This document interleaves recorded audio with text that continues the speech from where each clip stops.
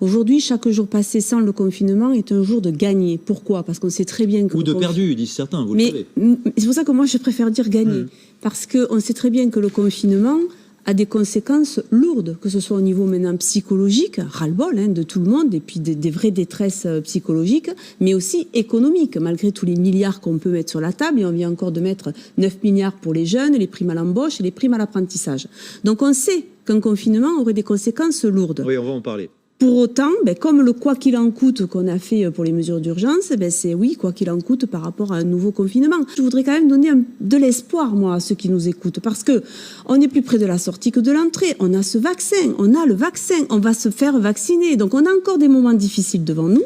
Donc il faut encore, oui, faire des efforts et faire tout ce qu'il faut pour passer ces moments difficiles, mais j'ai quand même tendance à dire que le pire est derrière nous. On a déjà eu 2 confinements. Aujourd'hui, oui, ça fait 1 an. C'est pour cela. Donc donnons quand même de l'espoir. N'oublions pas qu'à moins d'1 an, face à un défi que personne dans l'humanité n'a eu au XXe siècle, à affronter, en moins d'1 an, on a eu un vaccin. Donc, je veux dire, d'ici la fin de l'été, on sait que la majorité des Français qui voudront se faire vacciner seront vaccinés. Donc je voudrais quand même qu'on garde cette lueur d'espoir, même si oui, on doit encore faire des efforts, on a encore des moments difficiles devant nous, mais gardons espoir. Et on fera ce qu'il faut qu'on fasse. Après... Les lits de réanimation, on parle que des lits de réanimation, mais il ne s'agit pas de mettre des lits, il faut aussi les professeurs et les médecins spécialistes qui sont derrière les lits. Et par rapport à sa proposition... Que plutôt que de transférer des malades, transférons des Monsieur personnels. Je vais vous répondre, sauf que non, je ne suis pas d'accord. Je vous prends l'exemple du Tarn, d'accord? On n'est pas dans les rouges.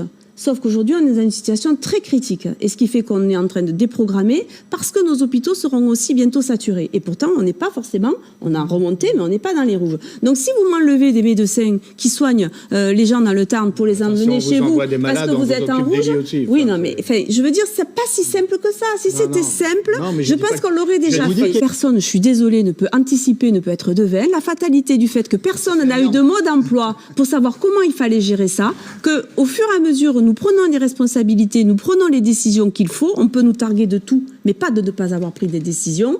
Même les médecins peuvent se contredire d'un jour à l'autre, d'une semaine à l'autre. Rappelez-vous, il y a un an, ce qu'on disait sur le virus et ce qu'on dit aujourd'hui.